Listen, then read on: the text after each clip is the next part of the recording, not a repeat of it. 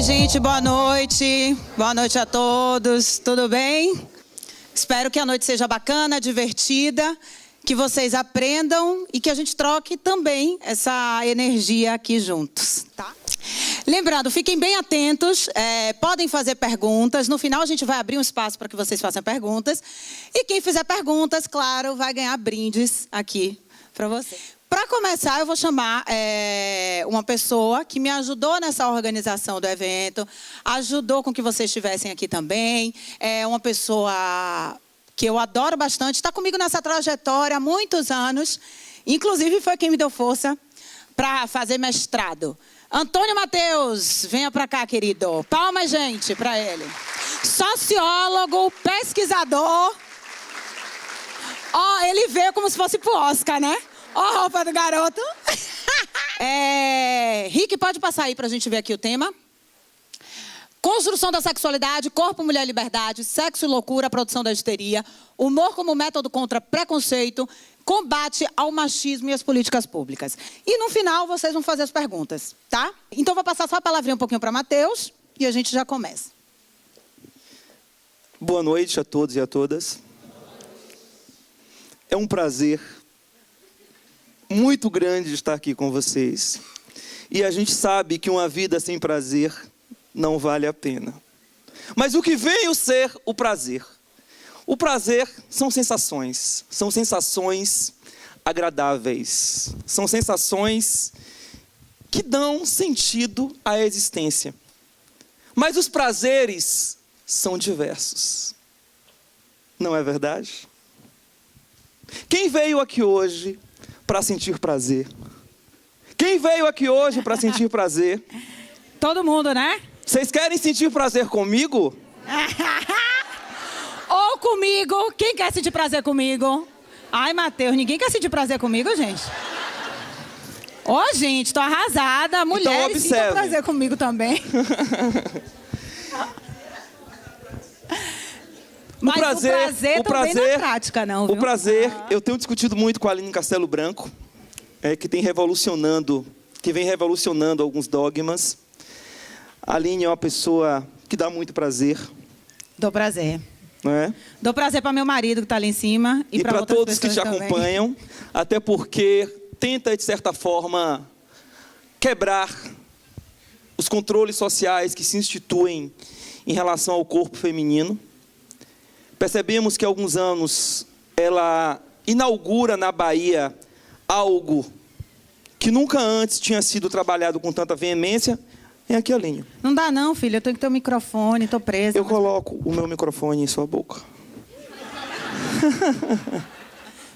Eu não sei se vocês lembram, mas a Aline, há 2 anos atrás, ela criou alguns cursos de sexo oral para a mulher.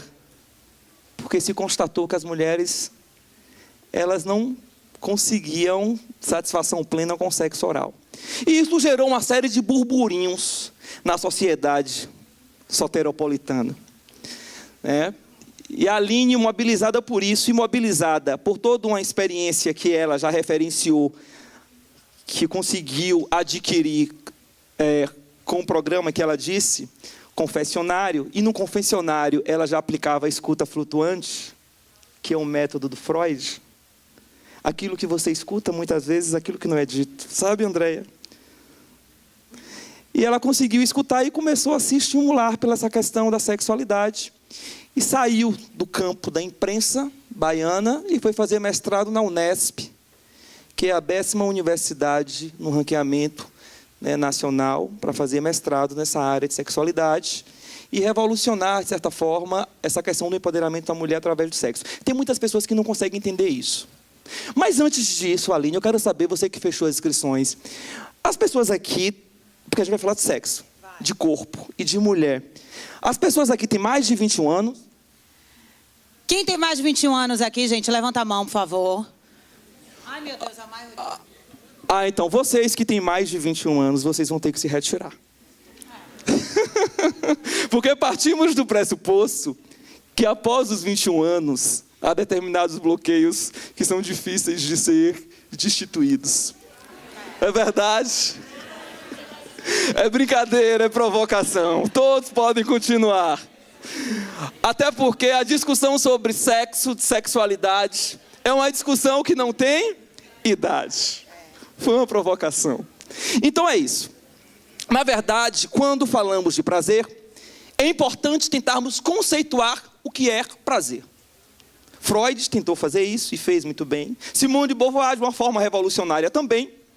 E o Michel Foucault, em seu último livro, A História da Sexualidade, que é dividido em 4 volumes, ele conduz uma discussão que vamos tentar tangenciar, até porque não daríamos conta em pouco tempo. O primeiro livro, Em Defesa da Sociedade. Depois disso, temos o segundo livro, que é Usos dos Prazeres. Por isso que o título da palestra é Usos dos Prazeres. Depois ele lança Cuidar de Si. Porque você só consegue dar prazer quando você cuida de si. E para cuidar de si, você tem que cuidar do outro. E as relações são assim, não são, Aline Castelo Branco? São e muitas. E uma coisa importante também, quando a gente fala de prazer e fala de sexualidade, a gente não consegue dimensionar a relação que tem política, social e histórica diante disso. Então, a nossa sexualidade, ela envolve muitas questões que vão além, gente, apenas do ato sexual, entendeu? Porque são 4 volumes, a História da Sexualidade. Ele iria lançar, se não tivesse falecido em 84, Os Prazeres da Carne. E para criar uma alegoria com os prazeres da carne, utilizamos esse símbolo que parece óbvio, mas que contém toda uma construção alegórica. Porque a partir da maçã... mas a maçã não está na Bíblia, se diz que é um fruto, não necessariamente a maçã. Mas eu estou utilizando uma alegoria.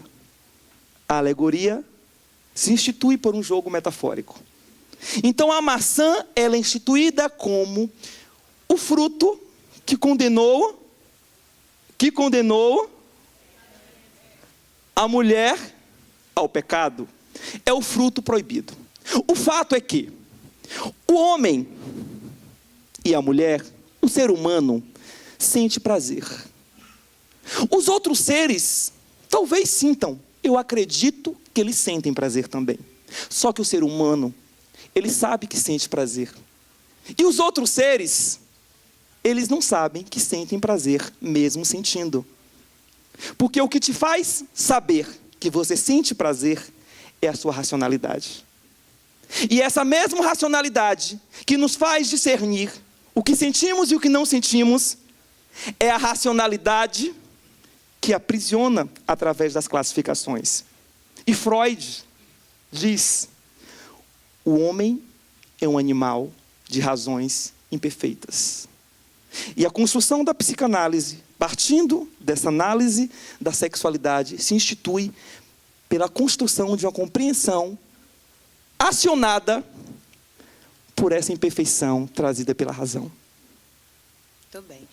E uma coisa importante quando a gente também fala de prazeres é que isso parece estar instituído, gente, apenas avassaladoramente para o homem, para a masculinidade do homem. E o que a gente quer mostrar é que a mulher é possível também isso, demonstrar. E a proposta aqui, Antônio e Mateus, é que essas mulheres saiam desse casulo que estão diante da sua sexualidade e se proponha algo novo. Sabe por quê, gente, eu estou falando isso?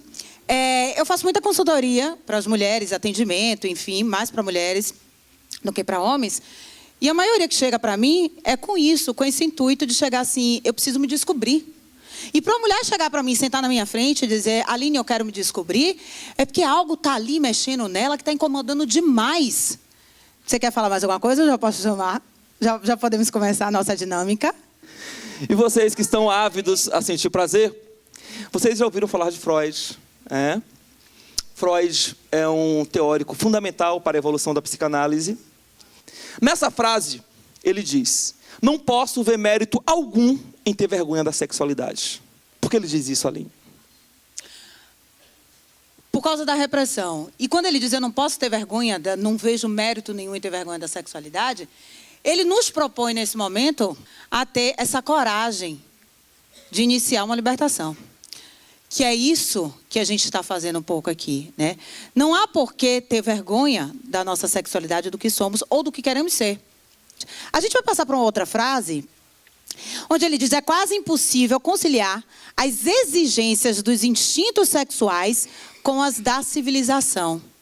Isso tem um motivo, óbvio. Tem.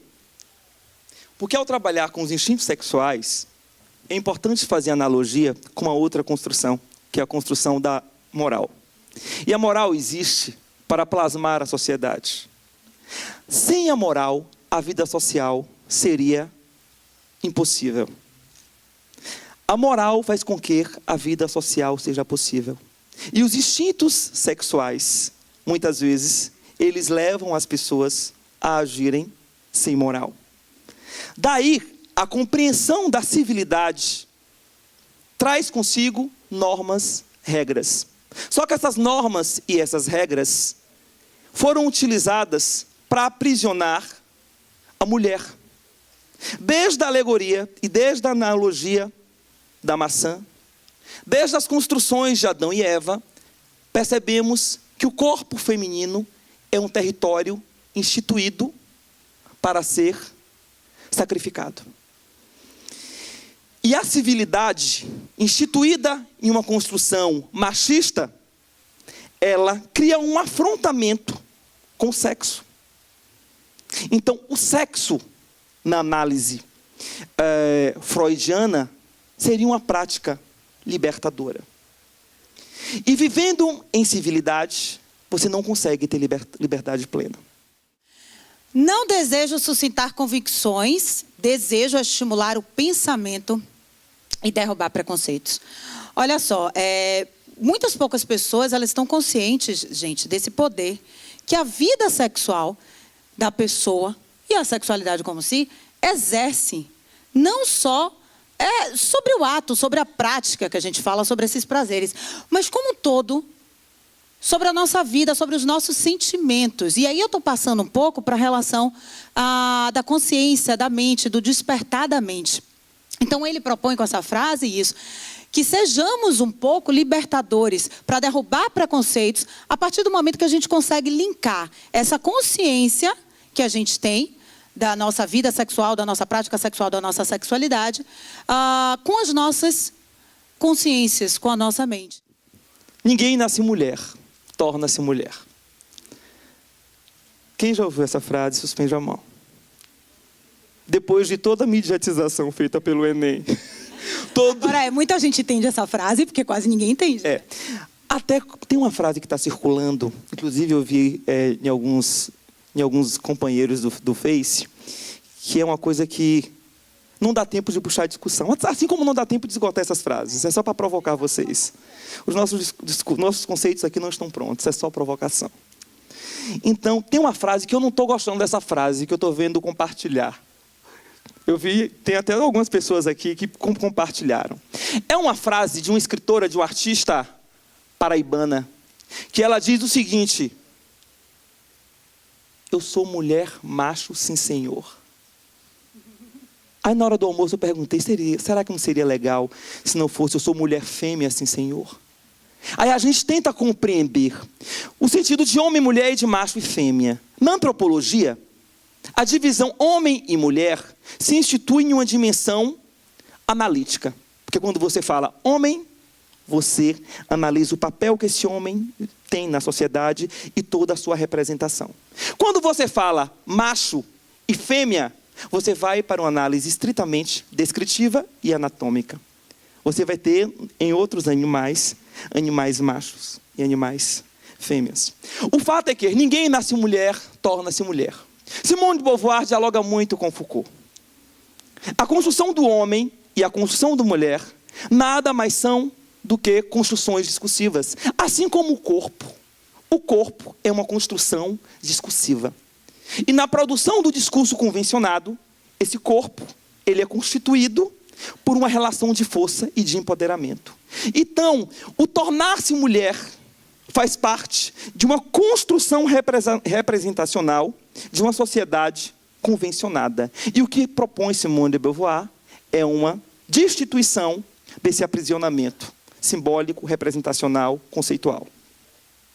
E a gente traz para outra fase dela, uma mulher livre é justamente o contrário de uma mulher fácil. E o que a sociedade preconiza em relação a isso, né? Que quem se propõe a ter coragem, por exemplo, como eu, de trazer um curso de sexo oral para as mulheres, é tida como fácil, né? Perante porque o que essa mulher está falando isso? Por que ela quer propor isso? Por quê? O que ela sabe? Ela é mais que... Gente, eu ouvi atrocidades, né? E até o povo dizendo, o povo falava assim que garotas de programa botavam mensagem para mim. Eu sou garota de programa, eu sou prostituta, eu sei fazer muito bem um boquete, vamos falar assim normal, né? Porque todo mundo conhece, né? Para naturalizar as coisas, né, gente? Para não ficar também muito intelectualizado o negócio.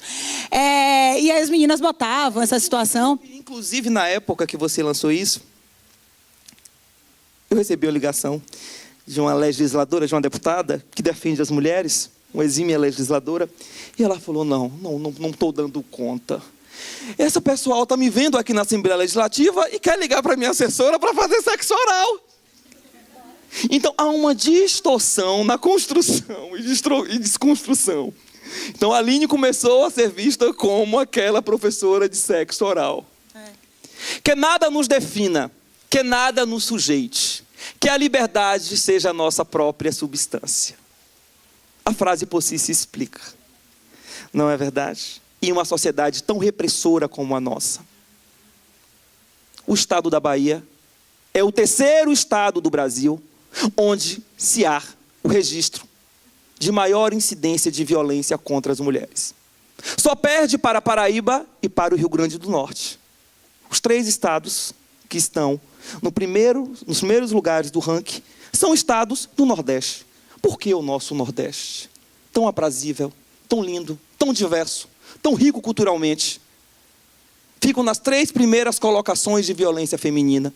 É porque é nesse estado que, lamentavelmente, ainda resiste a dominação masculina, o ranço do patrimonialismo e do patriarcalismo introjetado nos corpos, tanto no corpo do homem como no corpo da mulher. Porque há mulheres que são mais machistas do que determinados homens. Então, a discussão aqui não é colocar afrontamento de gênero, homem e mulher. É compreender a condição humana e como se instituem os discursos de apropriação e as introjeções. O apelo da Simone de Beauvoir é o apelo da liberdade. E só seremos livres quando nos deslocarmos destes aprisionamentos. E agora a gente entra em Foucault, para a gente finalizar aqui e começar os debates. E ele traz essa frase, o corpo é território de práticas discursivas, lugar de dissolução do eu. Ora, como eu fiz a abertura aqui, dizendo que esse corpo há possíveis, né, inúmeras situações da gente enxergar esse corpo, eu quero dizer que esse corpo é possível também modificar o que nós somos e o que trazemos. E esse corpo, além do dar prazer, né, no ato sexual, ele pode dar prazer também de uma outra forma. A sexualidade faz parte da nossa conduta, ela faz parte da liberdade. É uma outra frase também autoexplicável, que dialoga com a terceira frase da Simone de Beauvoir.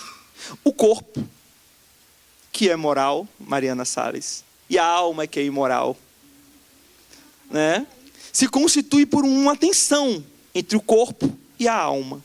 O desejo de libertação, de extravasamento e a necessidade de obediência.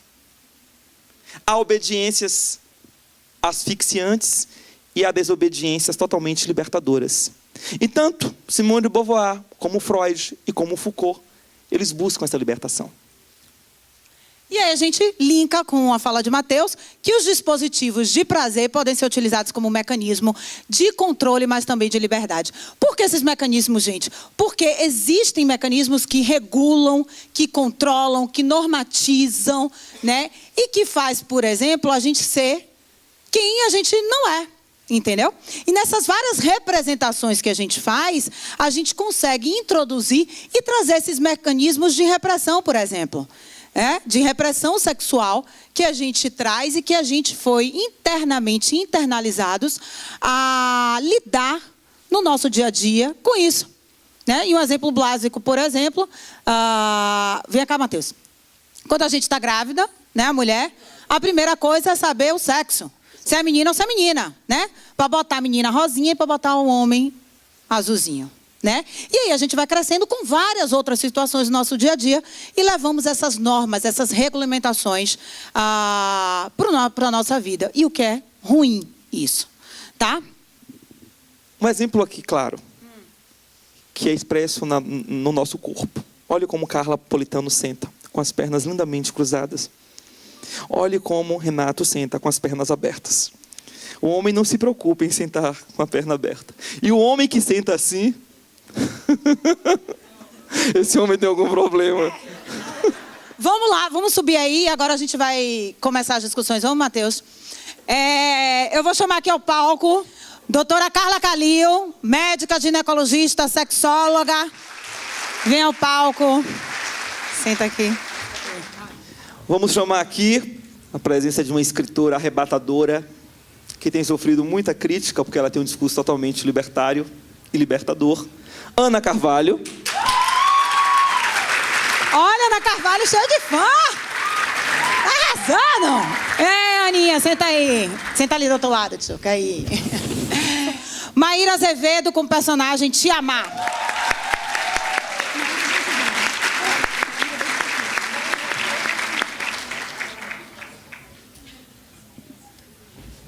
Vou chamar outra aqui ao palco, Victor, que ele gosta. Psiquiatra do Instituto Olus, por favor. Arrasa nas discussões também. Vamos convidar a compor a nossa sala. Uma mulher que eu tenho uma grande admiração, que eu a compreendo como uma das sínteses de nossa cidade, de nosso estado. A nossa querida Olívia Santana, secretária de Estado. E falando em mulher na política, né? Mulheres que conseguem estabelecer uma identidade sem ter a presença da dominação masculina por trás, eu faço referência a uma mulher que eu admiro muito, que chegou aqui no Evaers, a nossa querida Iris Gomes. Por favor, Iris, levante. E tem mais coisas. Deputada em uma região totalmente dominada pela dominação masculina. Tem outro teórico, Aline, que a gente até pensou em colocar, mas devido ao tempo não colocamos, que é o Pierre Bourdieu. Quando o Bourdieu fala da dominação masculina, né? A dominação masculina, ela se institui pela aplicação de dispositivos de controle simbólicos que entram, né, no comportamento da pessoa e muitas vezes a auto-sabota. Como mulheres que parem homens podem reproduzir o machismo? Está aí o dispositivo de controle que foi alojado na mulher. Mas vamos adiante.